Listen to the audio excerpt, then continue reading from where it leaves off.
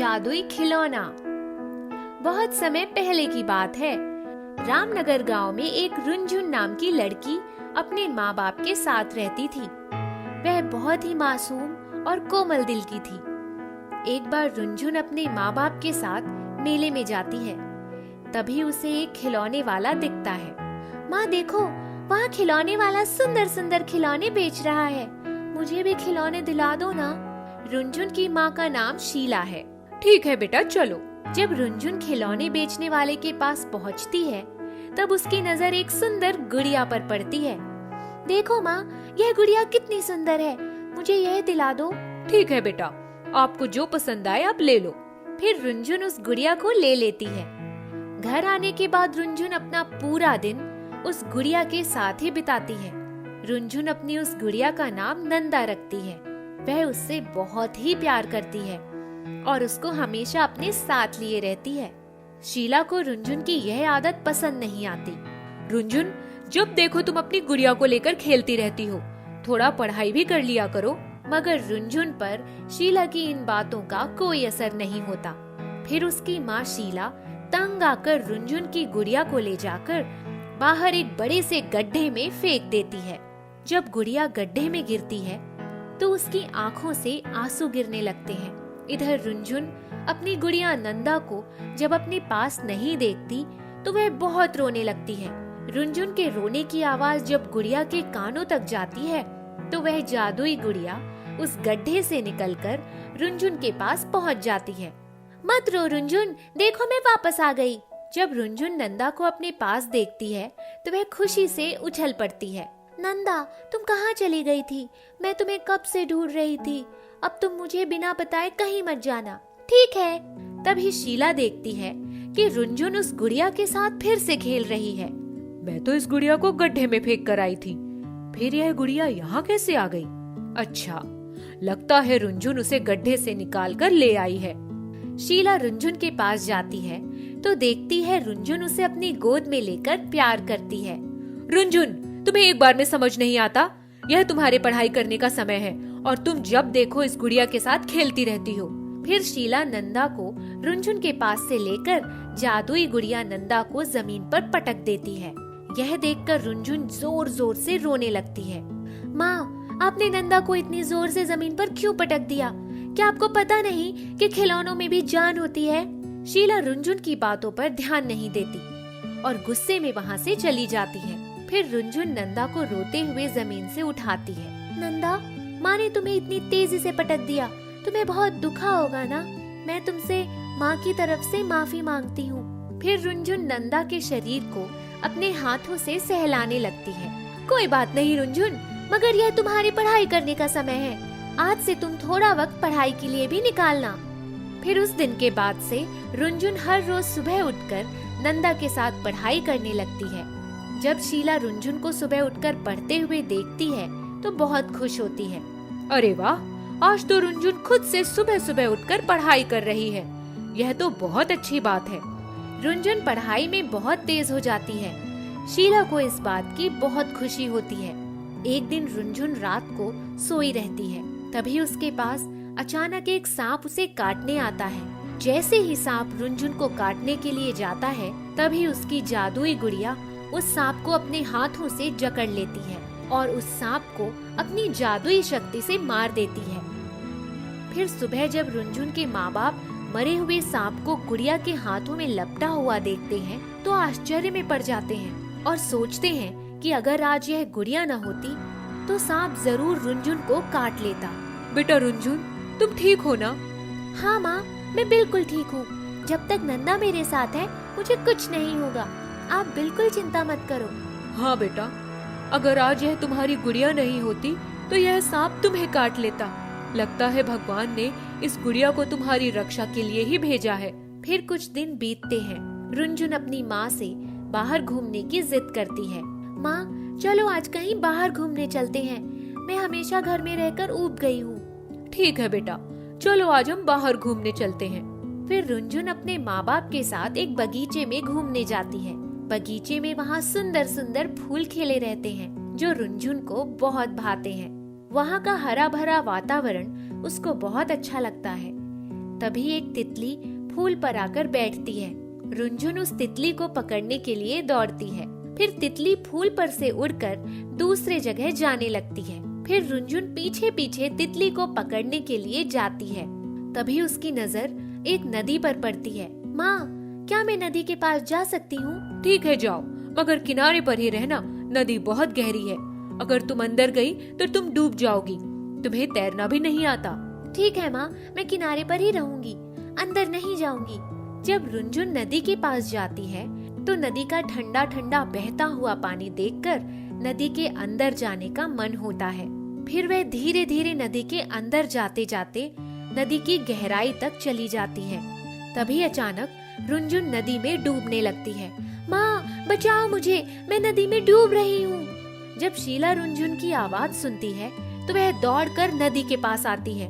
बचाओ बचाओ, मेरी बेटी को बचाओ, कहीं वह डूब न जाए। इतना कहते ही शीला जोर जोर से रोने लगती है। उस वक्त नदी के आसपास उसके माँ बाप के अलावा कोई नहीं होता। तब तक रुनझुन नदी के और भी गहराई में जाने लगती है और देखते ही देखते रुनझुन नदी में बहुत आगे चली जाती है। उसके माँ बाप चाहते हुए भी कुछ नहीं कर पाते। उसके माँ बाप रुनझुन को नदी में डूबा हुआ समझकर जोर जोर से रोकर सर पटकने लगते हैं। तभी वे अचानक देखते हैं कि जादुई गुड़िया नंदा रुनझुन को अपने पीठ पर बिठाकर तैरते हुए नदी की गहराई से किनारे की तरफ आ रही होती है। यह देखकर रुनझुन के माँ बाप आश्चर्यचकित हो जाते हैं। फिर जादुई गुड़िया नंदा रुनझुन को नदी से बाहर निकाल लाती है। रुनझुन के नदी से बाहर आने पर उसके माँ बाप दौड़कर रुनझुन को गले से लगा लेते हैं और रोने लगते हैं। रुनझुन मेरी बेटी, तुम ठीक हो ना? आज उस गुड़िया ने तुम्हें नदी में डूबने से बचाया। इसके लिए हम इस गुड़िया के हमेशा हमेशा आभारी रहेंगे। फिर शीला नंदा को भी अपने गले से लगा लेती है। नंदा, हमने आज तक तुम्हारे साथ जो भी गलत व्यवहार किया है उसके लिए हमें माफ कर दो। हमें नहीं पता था कि तुम्हारे अंदर भी जान बसती है। तुमने जो आज अपनी जादुई शक्ति से हमारी बेटी रुनझुन की जान बचाई है, उसके लिए हम तुम्हारे बहुत बहुत आभारी रहेंगे। फिर रुनझुन के माँ बाप रुनझुन और नंदा को अपनी गोद में उठा लेते हैं और कहते हैं, आज से हमारी एक नहीं दो बेटियां हैं, रुनझुन और नंदा। फिर रुनझुन नंदा उसके माँ बाप खुशी खुशी अपने घर वापस चले जाते हैं। पेड़ का प्यार। एक गांव में नदी के तट पर एक आम का बहुत बड़ा पेड़ था। उस पेड़ के आम बड़े आकार के, रस भरे और खाने में बहुत ही स्वादिष्ट होते थे। उस पेड़ की सबसे बड़ी विशेषता यह थी कि उसे बच्चों से बहुत प्यार था। जब भी वह बच्चों को अपने आसपास आते हुए देखता तो बहुत खुश हो जाता था।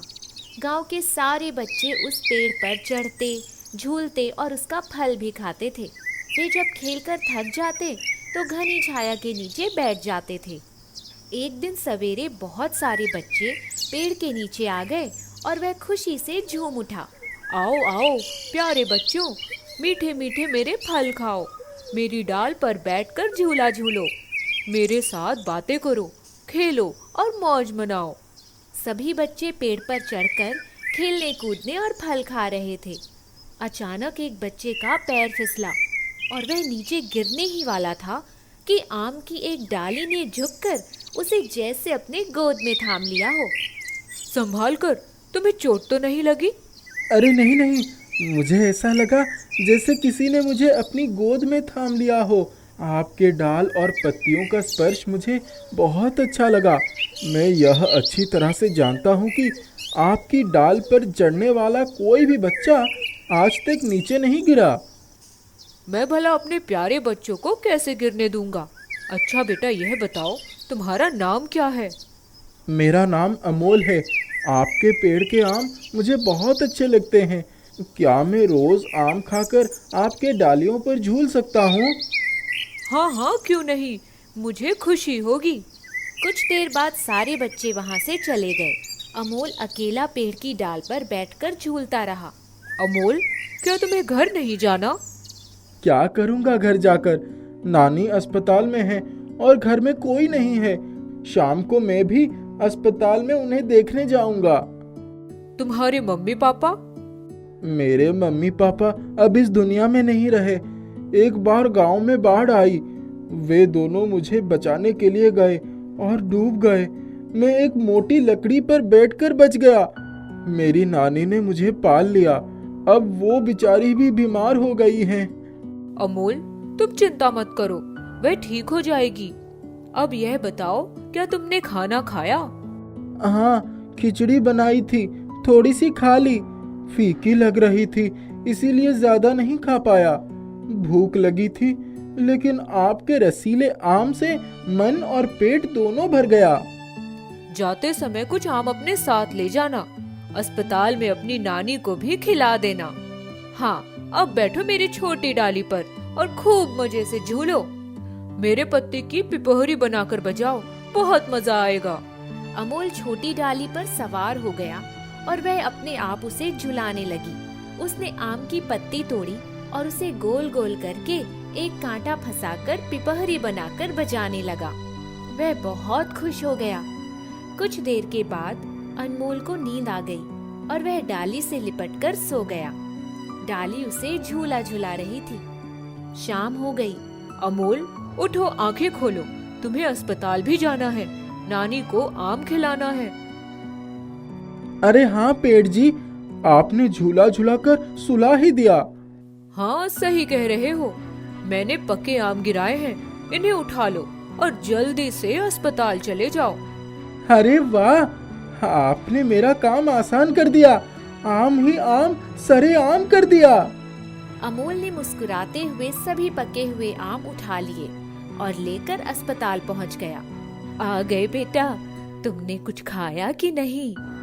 हाँ नानी, मैं खाकर आया हूँ। आपकी तबीयत कैसी है? बेटा, मैं ठीक हो गई हूँ। अस्पताल वालों ने मुझे छुट्टी दे दी है। ये लो, पहले आम खाओ, इसके बाद तैयार हो जाओ। अनमोल नानी को आम खिलाकर तैयार करके घर पर लेकर आ गया। यह क्या अमोल, तुमने खिचड़ी बनाई कि जलाई? पता नहीं कैसे खाई। ये हमारे पड़ोसी भी कैसे हैं, तुम्हें 2 दिन खाना नहीं खिला सके? नानी, मेरे पेड़ जी ने मुझे पेट भरकर आम खिलाया भी और सुलाया भी। उन्होंने मेरे लिए पके हुए आम गिराए जो मैंने आपको खिलाए। वो मुझे आपकी ही तरह बहुत प्यार करते हैं। दूसरे ही दिन सारे बच्चे आम के पेड़ के नीचे पहुंच गए। वह आम खा रहे थे और झूल रहे थे। इतने में हवा के तेज झोंके आए और देखते ही देखते हवा ने तूफान का रूप ले लिया। आकाश में बिजली कड़कने लगी और पानी बरसने लगा। बच्चों, आज का मौसम बहुत खराब दिखाई दे रहा है। बहुत जोरों से बिजली कड़क रही है। तुम सभी लोग सामने पहाड़ वाली गुफा में चले जाओ, वहाँ पूरी तरह सुरक्षित रहोगे। सभी बच्चे गुफा में चले गए, लेकिन अमोल पेड़ के पास ही रुका रह गया। अमोल बेटा, सब लोग गए लेकिन तुम रुक गए। मैंने सबको खतरे से बचाने के लिए कहा है। तुम मेरे और करीब आओ, बड़ी डाली के नीचे ही रहना। ठीक है पेड़ जी। बरसात कुछ कम हुई। इतने में अमोल कुछ बाहर निकला और उसी समय तेजी से बिजली कड़की और पेड़ के नीचे अमोल पर गिरने ही वाली थी कि पेड़ उस तरफ झुक गया। बिजली पेड़ के बीचों बीच गिरी और पेड़ बीच से फट गया। अमोल, दूर हट जाओ। इतना कहते हुए आधा पेड़ नीचे गिर गया। कुछ देर के बाद पानी रुका और सभी बच्चे बाहर आ गए। अनमोल कहाँ चला गया? पेड़ आधा फट गया है। बिजली ने पेड़ को भारी नुकसान पहुंचाया है। अमोल, कहाँ हो? मैं यहाँ हूँ, आओ मुझे निकाल लो। सभी बच्चों ने देखा अमोल पेड़ की एक डाली के नीचे बहुत सुरक्षित रूप से बैठा था। यह बिजली अमोल पर गिरने वाली थी, लेकिन आम के पेड़ ने अपनी कुर्बानी देकर उसे बचा लिया। मेरे आम के पेड़ जी, यहाँ आपने क्या कर दिया? आपने मेरी खातिर अपनी जान जोखिम में डाल दिया। मेरे प्यारे बच्चे, मुझे इस बात की खुशी है कि तुम सही सलामत हो। बाकी सभी बच्चे भी सुरक्षित हैं। अमोल, यदि तुम्हें कुछ हो जाता तो मैं अपने आप को कभी माफ नहीं कर पाता। अमोल की आंखों में आंसू बहने लगे। सभी बच्चे रो रहे थे।